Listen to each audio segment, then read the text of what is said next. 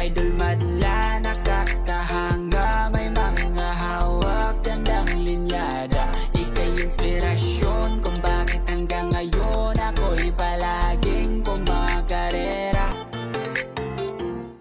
For today's video mga kalapatids, loading day mamamaya nung ating second lap fund race. At isasakay nga natin yung dalawa nating warrior dito.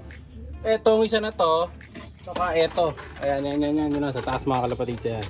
So sasakay na natin sila. Huwag kayo masyado mag-away kasi mamayang gabi sasakay na natin to. Medyo maambon-ambon pa, pero tuloy daw yung laban mamaya mga kalapatids. Bukas sa umaga, tos pa rin. Kahit na medyo ngayon umaambon-ambon. Siguro sa forecast nila bukas maaraw na. Sana naman maaraw nga kasi mapapalaban ng di oras yung dalawa nating ibon dito bukas. Kapag hindi umaraw mga kalapatids, no, good luck dito sa dalawa nating warrior. So gagawin na natin yung lahat na pwede nating gawin na pabaon, pampaswerte mamayang gabi. Pag sinakay natin, sasakay kasi tayo alas 7 na, medyo late na, gabi na. Dahil nga ayaw natin nung nauna para makapagpahinga muna yung mga warriors natin. So ito yung isa nating ibon na isasakay. Mga kalapatids. So kayang-kaya naman nila siguro lumusot sa smash bukas. Pati to. Ayan. So ito yung nauuna sa malapit mga kalapatids. Mabilis to. Sabi ko sa inyo kapag malapit pa no? So yung mga 2 hours na liparan, ito yung nauuna. Ayan. Yung below 2 hours. Mga 1:30 gano'n. Ito mauna doon. Check. O kaya 1 oras. Ito mauna. Pero pagka yung sa kabila na, ito na. So sabi ko nga, yung base sa ano ko dyan, sa panaliksik ko dyan, so kaya lang nauuna to kasi sa medyo 2 hours bumabagal na to, kaya mukha lang siya nauuna pero hindi naman talaga siya nauuna mga kalapatids. Bumabagal lang tong isa. Gagawin ko ngayon, isasali na namin pareho itong dalawa na to. So nung nakaraan kasi ito yung in-entry ko in-entry ko to kasi di ka dumating, late. Ang speed na lang 900, yung mga nag-speed lang pumasok sa top 10 1-1 ito nasa 1-1-18 yata yung tansya ko sa speed nito. Kung siya yung sinali natin, hindi pa agad buwabayo mga kalapatids, so sayang. Kung gagawin natin, dalawa na sasali. Yung entry naman ngayon, kung may pooling sakali, siguro 100 pesos lang din. 80 to 100 lang naman yung pooling dito mga kalapatids. Tapos makuha mo 5K pag number 1 ka. Kaso may fundraise kaya di ko sure kung may pooling. So istikeran din pala pareho dalawa na to kasi nga may fundraise. So second lap ng fundraise, nakalista naman yung record doon. Medyo mabagal yung speed nito doon Ayan, medyo nag 900 to, pero ito 1,000 pa. So bukas pala maganda rin laban. Mas maganda rin yung medyo mag-smash para yung kaso lugi pala tayo sa first drop kasi lalakbay pa yung ibon natin, sila nakadapo na. Pero swertihan pa rin, baka lumusot yung ibon natin sa smash, di ba? Baka masabay doon sa walang ulan o may dinadaanan sila na walang ulan mga kalapatids. So good luck dito sa dalawa nating warriors. Mamaya babasket na natin yan.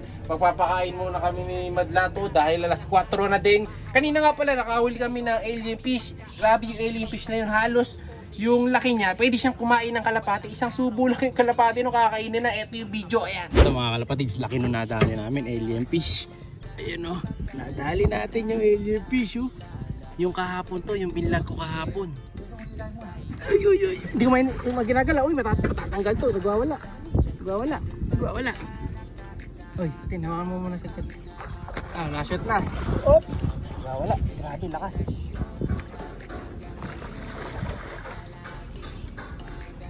Yan. Wala, ayaw ma-shoot. Laki. Kaya natin. Nakita na. Ayan.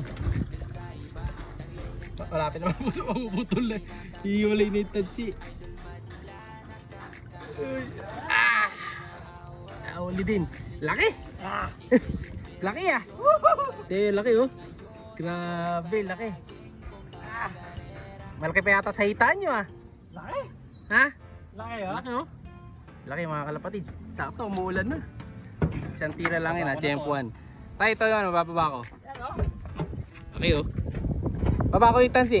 Tama. May sugat na sa ulo Yan. Dadali natin. Tingnan natin dito sa kabila. Ito na yung isda na nahuli natin. Mukhang nagkapilas-pilas yung laman niya dahil dun sa tansi. Nagwala Pero tibay nung tansi na to.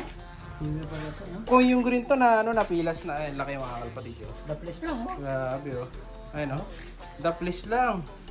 Daplis lang pero nahuli talaga natin siya. Iba yan? Brown yung Hindi, lalaki to. Ito yung nakikita natin doon sa vlog natin nung nakaraang araw na paikot-ikot. Ayun Okay, di ba? So ito alien fish na tinatawag natin. Kasi nga, hindi naman talaga original dito sa Philippines. Galing daw sa ibang bansa to, mga kalapatids eh. Yan. Pero hindi naman sila alien, isda yan. Meron yung may gas-gas lang siyang na konti sa ulo. Ayan. Pero laki, saka nangangagat to eh. So hindi kumakain ng mga tilapia. Kaya wala tayong mahuli. Wala tayong matiksay ng mga isda. Ito yung dumadali. Sakit sila. Biro nyo, ito yung palad ko. Ayan, itabi natin. Ayan o, laki. Diba? So grabe laki nung isda na to. Ayan o. Pagka nakahuli kayo ng ganito. Yung iba, hinahanap nila to. Gusto daw nila buhay. Kasi nga, lalagay daw sa aquarium. Yung mga nagchat-chat sa akin eh. Kaso, meron na tayong pagbibigyan nito. Yan, yung marbor na kagad. Kakahuli lang.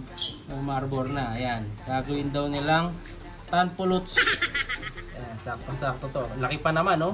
So, hindi ko na alam kung ilang kilo to. Pero pag nilagyan natin sa batya, makikita natin yung kabuuan ng katawan niya. Teka. Ito, nilagyan na natin siya sa lalagyan ng paliguan ng kalapate. Buhusan natin ng tubig.